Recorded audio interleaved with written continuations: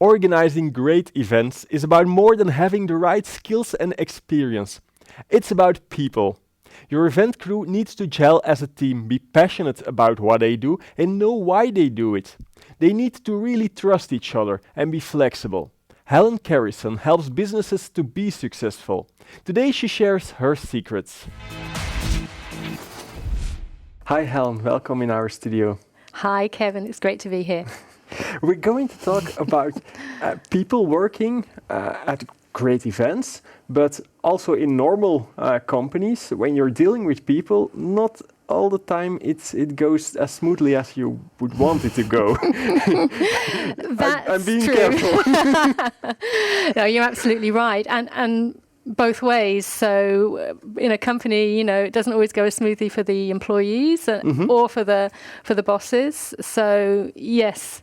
In both aspects, there's work to be done. But why is it that difficult to come to a good working relationship? Well, you know what, and I think that's the word, relationships. You've done it. That is so true. It is about relationships, and the thing is, in work, we have a lot of connections. We know a lot of people, but we don't actually build that many relationships.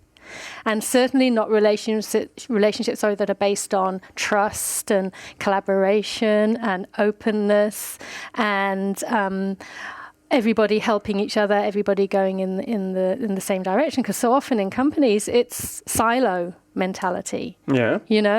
It's my department or it's my little corner and it's my responsibility, and you just look after yourself. And you don't know necessarily what's going on in another department or with other people.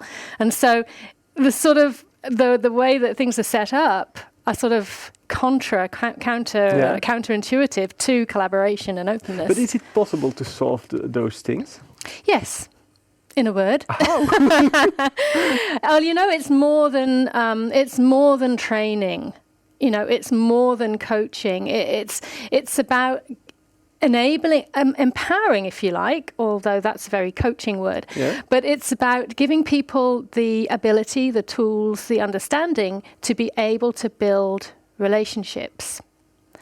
And I want to just make a mention to my colleague who couldn't be here today, Paul Langer, who's based in Sydney, Australia. He was due to be somewhere in this space, but he's not here, because together we're working with companies on this, and so giving people the techniques, the tools to actually have conversations. But you're talking about relationships between people, getting to know each other. But at the office, you don't always like everybody in the office. No, nor out of the office. Right? Yeah, but most of the time, the people I build relationships with are people I like, have the same interests, and so on. But in the office, it's more difficult. It is, and in a sense, yes, it is, because in the office, you're in your professional capacity. However, the person you bring into the office is exactly the same person you are at home. Right? You bring the same person into work every day as you take home every night. Yeah. And a lot of the people at the office I see more than the people at home. Perhaps not out of choice. No. But the key to this is that we do spend a lot of time with people in work, but we don't know much about them. And we don't know what their aspirations are, what drives them. I mean, we had a conversation before coming on air, right? And the question was, okay, well, how much do you know about that person?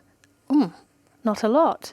Oh, by the way, I found out that he was doing something amazing, that we were never even aware of. And so it is about actually connecting with people, because we're so connected today. So then we should all go on team building and soft. No, it's not team building, you see. It's not team building. It's about being able to have conversations, to understand.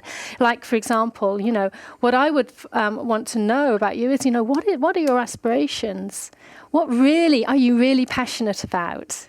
What really is the Kevin underneath, because then you find out something about me, something, which you didn't know. And so I found out something about you, which I didn't know. But in a big business, how do you translate that? Because if I start going to colleagues and ask, what's your aspiration? They will all look at me Absolutely. like, here's the crazy guy. Absolutely. This is why it has to be structured in a way that it is a learning. So, and that's what you and Paul are helping businesses with. Exactly it. And it's top down. This isn't something that the boss or the CEO or the manager decides that his team is going to do. This is something that he and the whole team and everybody gets involved in, because that's the strength. Because when you have all of your people from throughout the organization, all pointing in the same direction, all working towards the same common goal, all really invested in the company and achievement, so that personal achievement becomes professional achievement, becomes business achievement and business growth, then that's unstoppable.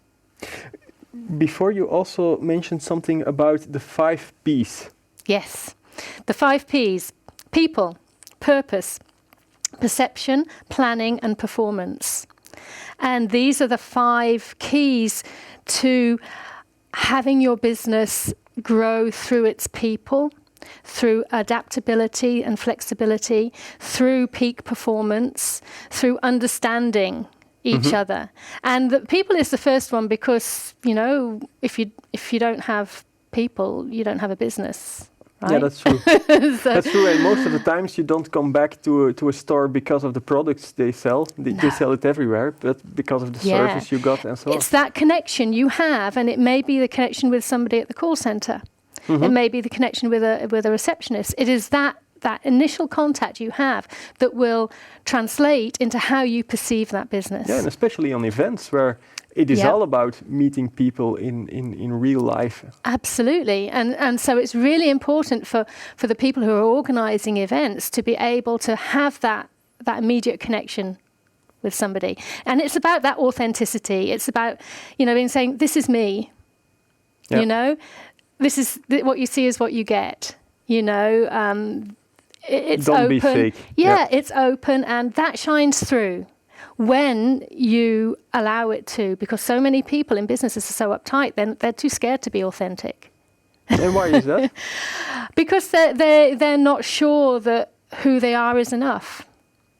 They're not sure that what they know or what they do is enough, because they're not being told that it's enough. Because if you're worried all the time, if you're wondering who's going to stab you in the back, who's going to take your job, or who's going to say something bad about you or whatever, or then you'll miss a promotion, then you're going to be careful. And then we're back at the trust. Then we're back at the trust. From the beginning. It is a circle, and it is based on trust and connecting with people, and really connecting. Because in this age of just immense connectivity, we really don't have that much connectedness. We don't have that many real relationships. Okay. That's a really interesting insight. Thank you, Helen, for coming to our studio. You're welcome. It's been a pleasure. Thank you. And you at home, thank you for watching our show. I hope to see you next time.